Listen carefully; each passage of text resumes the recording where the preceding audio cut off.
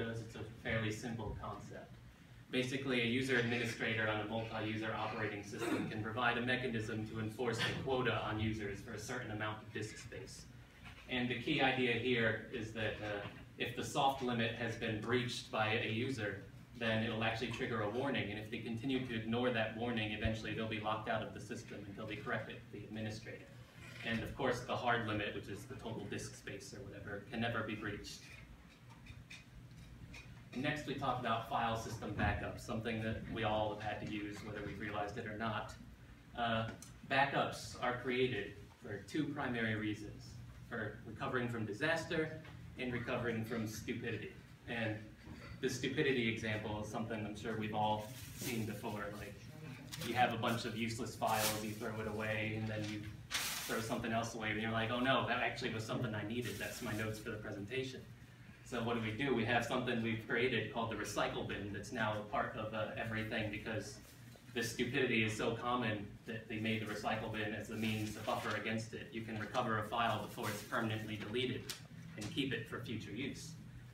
So you have to ask a couple questions. Should the whole system be backed up or just a part of it? You want to back up things that haven't changed because it's pretty worthless. If they haven't changed, it's exactly the same as the backup.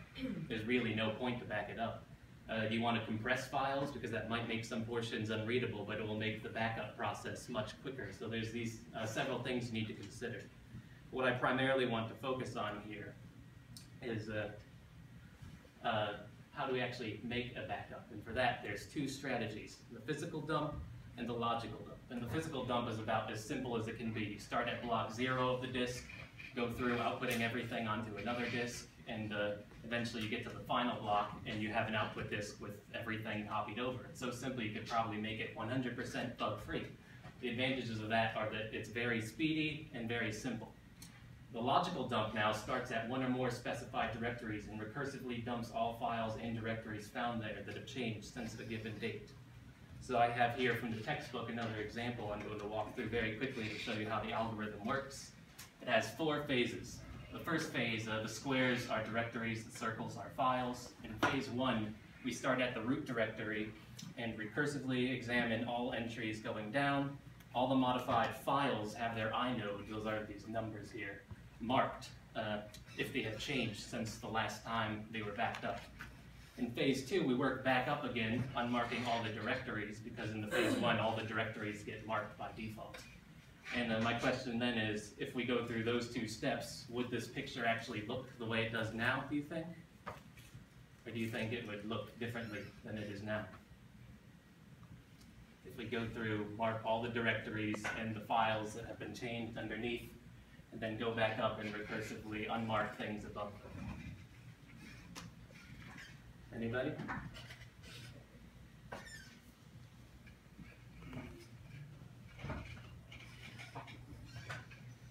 Nobody has an answer? You get candy if you answer, even if it's wrong. Anybody? No? Well, the answer to that is that yes, it actually would look like this, but we're not done just yet, because in phase 3, we scan all the inodes in numerical order and dump all the directories, and then in phase 4, we dump all the files as well. But I also want to point out that just because a directory hasn't changed, like 20 and 22 have changed, but just because it hasn't changed, we actually would need to dump everything along the track to files that have changed.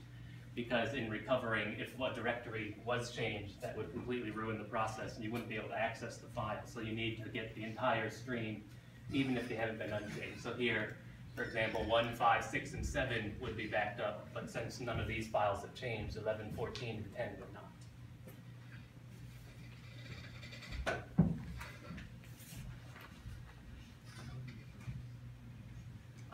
File system consistency is we're talking about inconsistent states, which can happen a lot, and the computer has a utility program that takes care of these inconsistent states.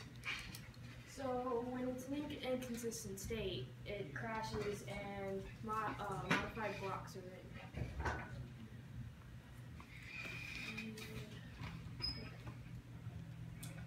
But the utility program checks for file system consistency. Unix has a version of it, Windows has a version of it. It checks blocks and files, builds tables and counters, and contains the counters initialized to 0. So these tables, there's the two tables are keep track of how many times each block is present in the file, and how often each block is present in the free list.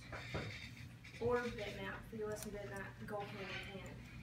Read in all inodes is the first step using a raw device. The second step, once read in, the counter is incremented and examines free list or bitmap and updates the second table, and that's the third step.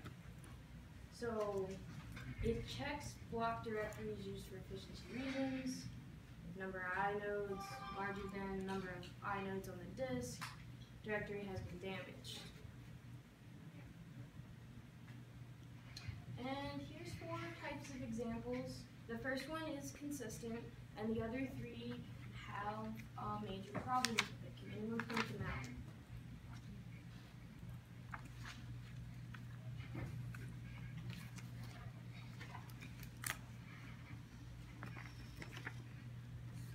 Any? What's wrong with B, C, and D? Nobody?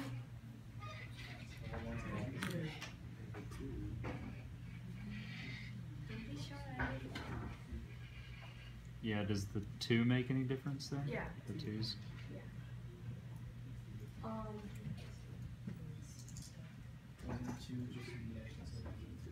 Like in B, the 2 is a duplicated data block. There's 2 of them, and there's a duplication of that.